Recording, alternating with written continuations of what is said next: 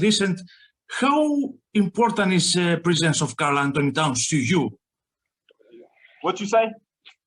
How big boost you get from your performances, and how important is presence of Karl-Anthony Towns to you on and off the court? How much boost do you get from like performance like you had tonight when you were plus 15, and then I guess playing with me, like how does what does that do for you? Oh, playing with Cat is great. You know what I'm saying? Because they gotta respect him. He can shoot the cover off the ball. Like, so I tell him every time, pop. These two guys have Minnesota sports flowing in their veins. Mackey and Judd on Score North and ScoreNorth.com. I love that. How about Cat going to the stat sheet too, though, to say you were plus 15 because of me? Was it that hard to understand? Wasn't that hard to understand?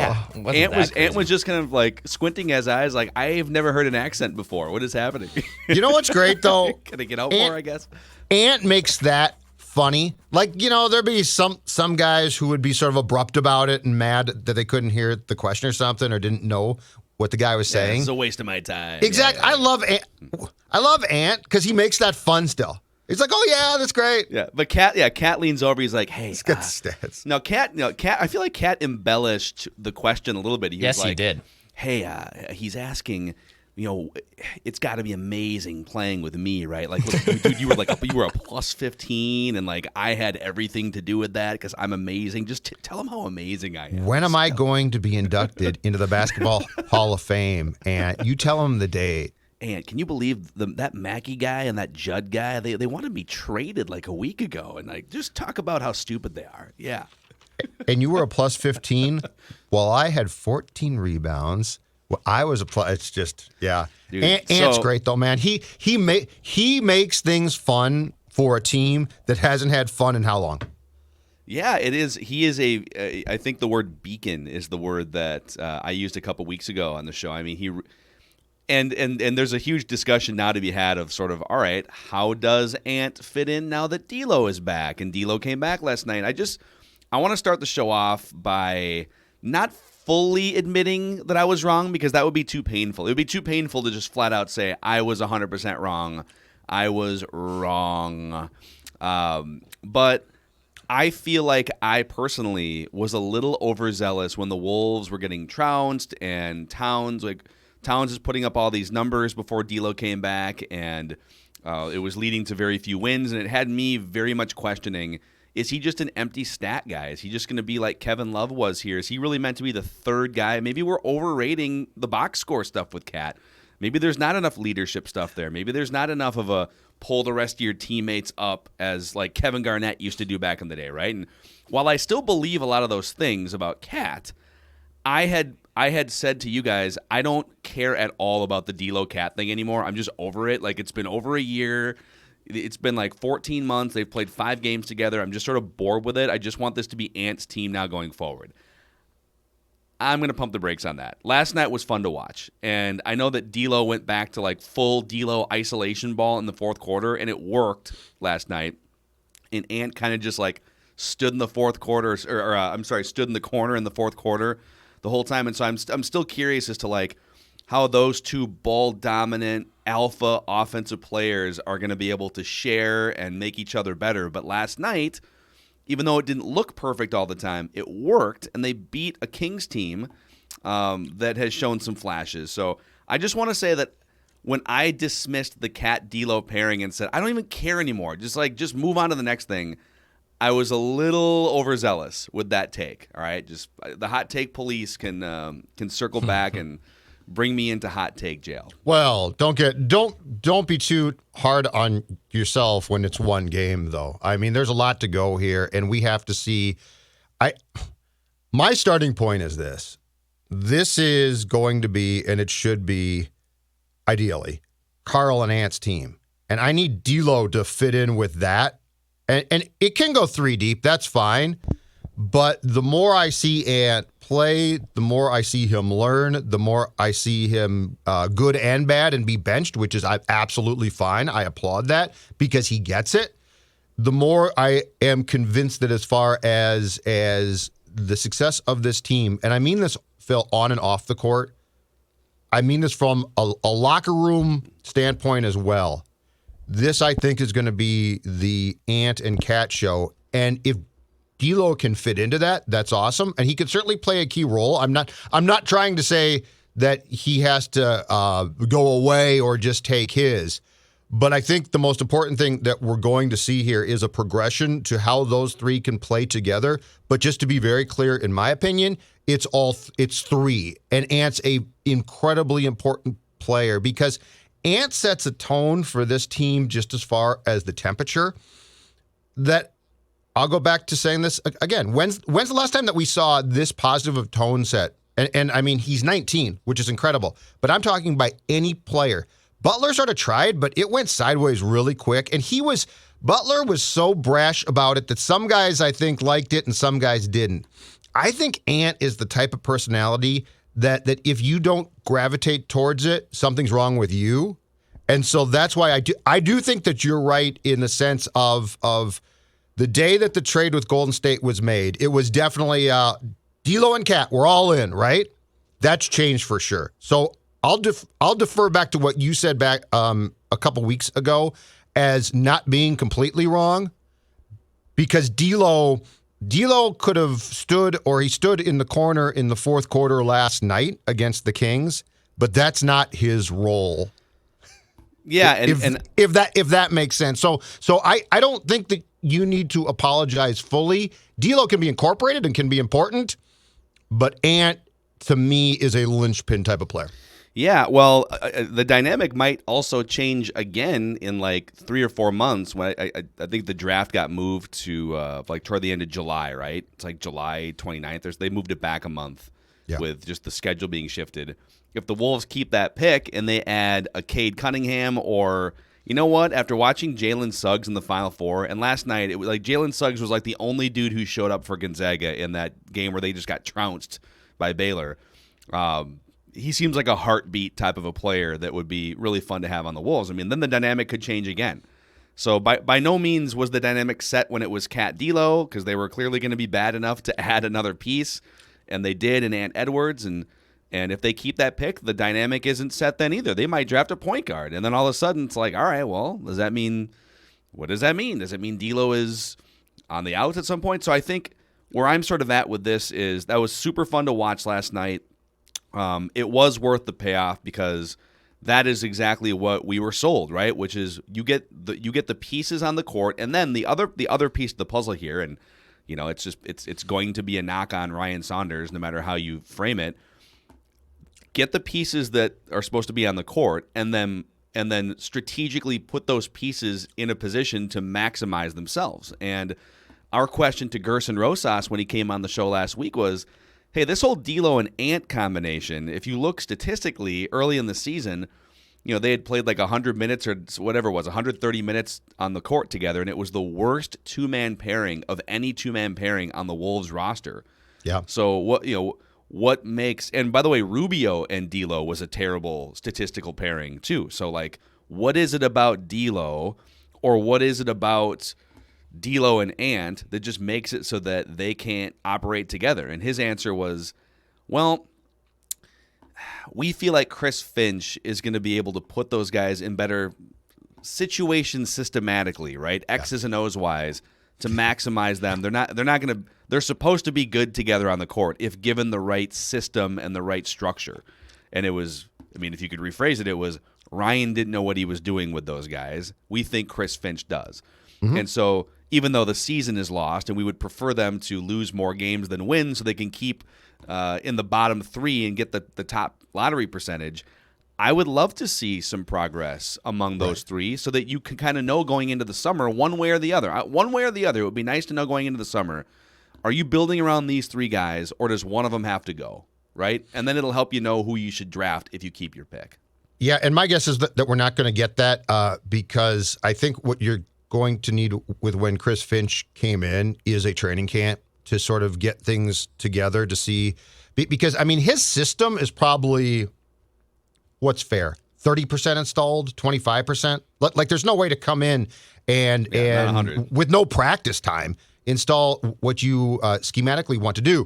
So my guess is we're going to need a full training camp into next year the tough thing about wanting them to lose, because I am Dr. Tank, the difficult thing about that one is losing's fine, but I'm with you on progress. Like, you don't want them sucking does you no good. Like, it gets you closer to the pick, I guess, and keeping it, that's a good thing. But as far as like, this is a core group that you should see something from now. Like, it's not well, there's still 8 players away and these guys are all G leaguers and they stink. These are the 3 main dudes. These are the 3 main dudes. Exactly. Yeah. So there's no real grand upside as far as they go to being awful. Mm-hmm. Yep. It's a weird tightrope because you want the losses, you definitely want to keep the pick, but you also don't want them to not develop a chemistry. Yep. Dex, let's hear more from the post game here. I know you've got a few clips. You got Chris Finch. You got more from Ant and Cat. So let's hear more from the triumphant Timberwolves after this last night. This is Anthony Edwards talking about D'Lo's return. Listen, Cat and D'Lo scores the ball. So when they come back, I don't feel pressure when they gone, when they back. I never feel pressure. I love this game. This is what I've been doing my whole life. I feel like I'm pretty good at it. So I never feel pressure when I'm on the floor. I just have fun, and I'm just blessed to be out there to have fun with my brothers. That's it. Dude, I wish that we could like produce the I heart emojis on me right now. This is me. Just like every time Ant Edwards talks, like, dude, I love that guy. He's awesome. Do you know what he is? And Gerson said this to us last week. Gerson said he's learning, he's really raw, and then I think the last part of his statement was he's a football player playing basketball. Ant is, and I mean this in a good way, Ant is a wide receiver or a defensive back in terms of like cockiness, and I love it. And he's so self-assured. Like he reminds me of a skill position player in football. He really does. But not in like it. Like when I think of receivers, I think super confident, cocky. But I also feel like they're covering up for their own insecurities, and then sometimes they lash out at their teammates because they aren't getting the ball. And he's not that. But let me throw this at you regarding the discussion on receivers. What have we always said is their problem? They're insecure because they don't control the ball. Like, they need the quarterback. And so they're always like, I can do more because of this, right? If you had a receiver who played basketball and could control his fate, I think the attitude of that player might be different. And that's how Ant just comes off, and I love it, but he comes off, like, to me, way more of a football type of cocky, but fun and brash. But it reminds me of a receiver if you allow them to actually throw themselves the football. Yeah, because there's a confidence there. Do we have any more Ant clips? I just want to watch Ant talk confidently as a 19-year-old and bring sunshine and a heartbeat to the organization. I love how he leans back too. We have Kat talking about Ant's development. I think we might have another one digging in here, but I'll play this one to start. He's the rookie of the year. I mean, I don't know what else to say. You know, he's proven it in the history books. He's proven it to his teammates, and he's proven it to this league, I believe. He's proven why he was picked number 1. He's the most special talent in that draft class, and it's not close in my opinion. So, like I had said before, we made the right decision. I'm not saying this just because he's right here, because that's the fact. There ain't no capping that. He's the best, and he's the best of the best. Okay, so we do have one more, really quick. We have one more Ant clip, but shout out to our producer, Jason. He put explicit in the parentheses. So there is an explicit in this clip that I can load in here, but just fair warning. Even though we're now mostly podcast, but there is an explicit. I don't know if you want to play it or not. How explicit is it? I haven't listened to it. He clearly doesn't know. Let's save it for maybe next time, and because we'll screen it. We can't get in trouble. We do clip some of these things for the radio, and the company would prefer that we stay above FCC board. So sure. What if let's hear from Chris Finch on D'Lo's first game back, unless he dropped a couple F-bombs in here. Maybe. Well, I guess we'll find out. We'll find out. Thought the shots he took for the most part in his first run on the floor were good shots. They were, he was always going to be rusty finding his timing. Had a great cut to the basket when they doubled Cat in the post. Just some good good moments where he just kind of got off the ball early on offense at the right time. And then, we were able to play with him and Cat in some splits at the top of the floor down the stretch where, he was able to read the defense and get some separation. I will tell you, that your Wolves' psyche is fragile after years and years and years of just being pounded on as a Wolves fan. Yeah. When they can beat Sacramento and basically just like give cliche answers in a post-game press conference, and I'm sitting here like, oh yes, injected into my veins, Sacramento, yes. So yeah, last night was fun to watch, and it was good to see the three main star players operating fairly well together and winning a game. That is the blueprint. By the way, our Wolves discussions here today are powered by our friends and the Wolves' friends, Federated Insurance. So Federated's been helping business owners in the state of Minnesota for over 100 years. They've been a partner throughout the years of the Timberwolves, and I can tell you there's a full list of industries that Federated protects on their website. You can find out how they can help your business at federatedinsurance.com. My Shield is a tool that they just recently launched as well in the last few months that can help your business. So peace of mind, risk management tools. Federated's been doing it for a long, long time, and just a bunch of great, smart people working over there, a bunch of charitable people. So find out more at federatedinsurance.com. And remember, at Federated, it's our business to protect yours. Any final Wolves thoughts from you guys? Yeah, I got a question for you. To the best team in baseball. Not back next year. Okogie, Culver, or both? Culver's gone for sure. 7 minutes last night. Did you see how quick that dude got yanked after? 0 for 1. Yeah, 7 minutes last night. He got 7. Okogie started and was 2 for 3 from the field, but my God, he can't shoot either. Culver's one of the biggest busts in franchise history, and it's a franchise. Whoa, dude, whoa! And it's I think that's accurate, dude. No, I mean, yes, it's fine to say, but think about, okay, the Mount Rushmore. You got to go Mount Rushmore. Wow. All right, hold on. Hot Take Cops is recorded on location with the men and women of sports talk. All suspects are innocent until proven guilty in Hot Take Court.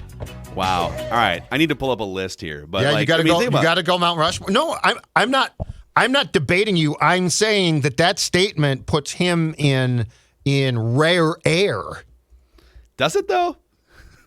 Well, think about the Wolves draft bus. Oh, I see what you're saying. Okay. I'm saying think about the bus in franchise history. Yeah. Like you have a glorious list. All right. So let's see if he's on the Mount Rushmore here. Let's just start in recent history, okay? We're going to go first round only, and it's got to be top 10 picks only. I mean, like yes. Okogie's kind of a bust, but yeah, he was the 20th pick. Yep. It happens. Was it Derek Williams? Derek Williams. You keep track of these, Judd, and then we'll start on Mount Rushmore. I'm writing it down. So Jarrett Culver, Derek Williams, Chris Dunn, Johnny Flynn. Johnny Flynn. I'd say yeah, Johnny Flynn. You got Derek Williams. Wes Johnson was a 4th overall pick, but he's stuck in the league for a while. Yeah, but he's still a Wolves bust. He's a bust. And then I think we should add. I was gonna say Randy Foye, but honestly, like he was more productive than Jarrett Culver has been. He could at least score you 20 points once in a while. Okay. All right, let's. That's pretty much of the top 10 busts. That's the juicy one. And that's we need 4. How many do we have there? 1, 2, 3, just 5. Wes Johnson, Johnny Flynn, Chris Dunn, Jarrett Culver, Derek Williams. So for sure on that list, Johnny Flynn, Derek Williams. Jarrett Culver can't shoot. He can't shoot. Yeah. I mean, he literally can't score. So I don't know what. At least Derek Williams could fly above the rim and throw an alley-oop down once in a while. Maybe knock a 3 down. So Culver, Flynn, Williams, and then who are the other 2 again? Dunn and Wes Johnson. I don't think Dunn. Probably Chris Dunn. You think so? I mean, Wes Johnson's stuck in the league for like 8 years, didn't he? I mean, they're both garbage. It'd be fun. It'd be fun to go back and do an all-time Wolves top 10. Would it be fun? Oh yeah. Are you kidding? These exercises. They traded up too. They traded up to get Culver. Well, they traded Saric. They wanted somebody else. He went like 1 or 2 picks before them, and they took Culver and tried to sell it as, we're still very happy. Dude, it is it's rough for him. Yeah, he got hooked real quick. He couldn't hang. I mean, if you can't hang defensively too, and you can't so shoot. he couldn't hang defensively. No, I don't know what's happening with him.